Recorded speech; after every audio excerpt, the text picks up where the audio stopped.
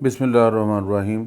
ज़रूरत इस अमर की थी कि जैसे जैसे हम साथ में रूहानियत और उसके सफ़र में आगे बढ़ रहे हैं, लेकिन लोगों के कुछ मसाइल हैं जिनको हम साथ साथ में एड्रेस करते चले जाएं। अरे आप सब की तरफ से बहुत सारे हमें मैसेजेस आ रहे हैं, व्हाट्सएप मैसेजेस आ रहे हैं और फ़ोन कॉल्स भी आई हैं कि उनके मसाइल को भी हल करने की तरफ तवज्जो दी जाए। तो रूहानियत अपनी जगह, लेकिन दुनियावी काम जो हैं वो भी साथ साथ होते रहें। तो हमने आज एक ऐसी चीज़ आपको देने का फैसला किया जिसमें आपके तकरीबन तमाम काम, बल्कि हर काम जो है वो इंशाअल्लाह ताला पाया तकमील तक पहुंच सकता है। खलूस और नीयत जो है वो बहरहाल खालिस होनी चाहिए। एक बात और जिसका तज़किरा करना चाह रहा हूँ इससे पहले कि मैं वजीफ़ा बताऊँ, कि किसी भी कुरानी अमल के लिए किसी की इजाज़त की ज़रूरत नहीं है।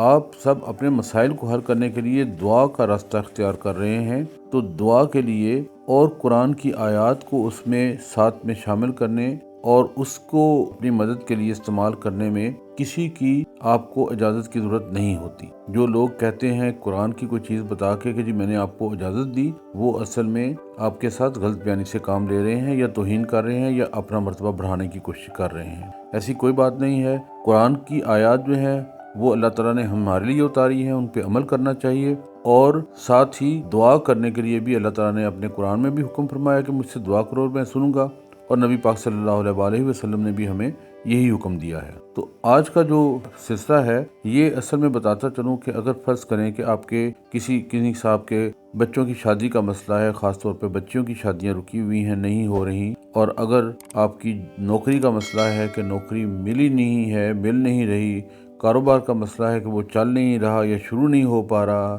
अगर कुछ लोग पाकिस्तान से बाहर अपना मामला देखते हैं कि वहाँ पर जाकर हम अपनी हिजरत करने के बाद वहाँ पर अपना कोई बंदोबस्त करें और वो नहीं हो पा रहा, इसके अलावा अगर कोई बीमार है और बीमारी से शिफा का मतलाशी है, तो उन सब के लिए ये अमल मैं बता रहा हूँ। और ये कुन फयाकुन की नमाज का अमल है। कुन अल्लाह ताला का हुक्म है, अल्लाह ताला का अमर है, और वो अल्लाह ताला ही देता है। हम इसमें उसी हुक्म और उसी कुन के अमर को अपना निशान राह बनाएंगे और उसी की मदद से अल्लाह ताला से दुआ करेंगे इंशाअल्लाह ताला। तो उसमें सबसे पहले मैं आपको तरीका बताता चलूं। 4 रकात नमाज आपने पढ़नी है कुन की नीयत के साथ, और नमाज इशा के बाद इसको पढ़ना है आपने, और ये 3 दिन मतवातर पढ़ना है आपने, और उसके साथ ही आपने दुआ करनी है। पहली रकत में आपने सुबहानक अल्लाहुम्मा के बाद अल्हम्दुलिल्लाह पढ़ना है, और फिर 100 दफ़ा ये आयत पढ़नी है जो पारा नंबर 24 सूरह अल-मोमिन में है, और उसकी आयत नंबर है 43 नंबर आयत सूरह मोमिन की, सुपारा 24। उसमें है व अफब्बिदु अमरी इलल्लाह इन्नल्लाह बसीरुम बिल इबाद। ये आपने 100 दफ़ा पढ़ना है। इसका मतलब मैं बताता चलूँ, वो ये है, और मैं अपना काम खुदा के सुपुर्द करता हूँ, बेशक खुदा बंदों को देखने वाला है। सो ये 100 दफ़ा पढ़ना है।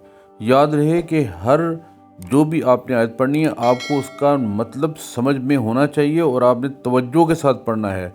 आप अगर तवज्जो के साथ नहीं पढ़ेंगे तो इसका मतलब है कि आपकी नीयत खालिस नहीं है, फिर आपकी दुआ में असर कम हो जाएगा या शायद ना हो। वैसे अल्लाह ताला सुनने वाला है और अता करने वाला है, तो किसी को किसी हालत में भी अता कर सकता है, लेकिन आपको तवज्जो देना ज़रूरी है। आप अपने हिस्से का काम कीजिए। तो पहली रकत में आपने सूरह मोमिन की आयत 43 पढ़नी है, व अफब्बिदु अमरी इलल्लाह इन्नल्लाह बसीरुम बिल इबाद।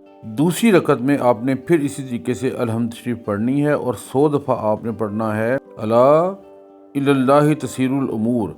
ये सूरह शुरा की आखिरी आयत है, और इसका मतलब ये बताता चलूँ कि सब काम खुदा की तरफ रजू होंगे और वही इनमें फैसला करेगा।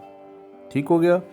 तो ये 2 रकत पूरी हो गई। तीसरी रकत में आपने फिर इसी तरीके से अलहम्द पढ़नी है, और 100 दफ़ा आपने पढ़ना है नस्रुम मिनल्लाहि व फतहुन करीब। अब इन सब में आपने, फिर मैं बार बार कह रहा हूँ कि आपने तवज्जो रखनी है कि इस आयत में अल्लाह ताला ने क्या कहा है, और साथ में अपना मकसद अपने नज़र में रखना है, अपने पेश नज़र रखना है, और उसके ऊपर तवज्जो रखनी है जो आपकी दुआ है। और चौथी रकत में आपने फिर अलहम्द पढ़नी है, और 100 दफ़ा आपने पढ़ना है इन्ना फतहना लका फतहम मुबीन। ये सूरह अल-फतह की पहली आयत है।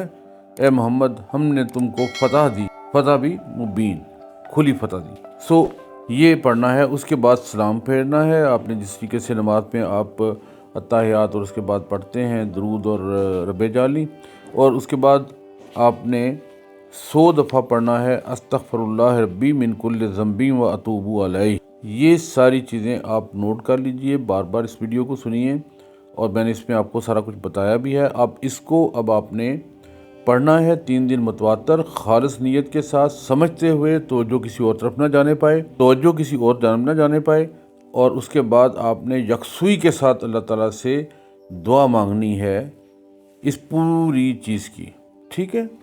یہ یاد رہے۔ تو یہ ہے عمل، اور اس کو آپ کیجئے، انشاءاللہ تعالیٰ اللہ تعالیٰ آپ کو مایوس نہیں کبھی بھی کرتا، وہ کسی کو مایوس نہیں کرتا، لیکن یاد رکھیے کہ آپ کی نیت خالص ہونی چاہیے، آپ کو توجہ بھرپور ہونی چاہیے اپنے کام کی طرف بھی اور اللہ تعالیٰ کی ان کلام کی طرف بھی۔ تو آج کے لیے یہی تھا جو آپ کو بتانا تھا۔ اللہ تعالیٰ ہم سب کا حامی و ناصر ہو۔ اللہ حافظ۔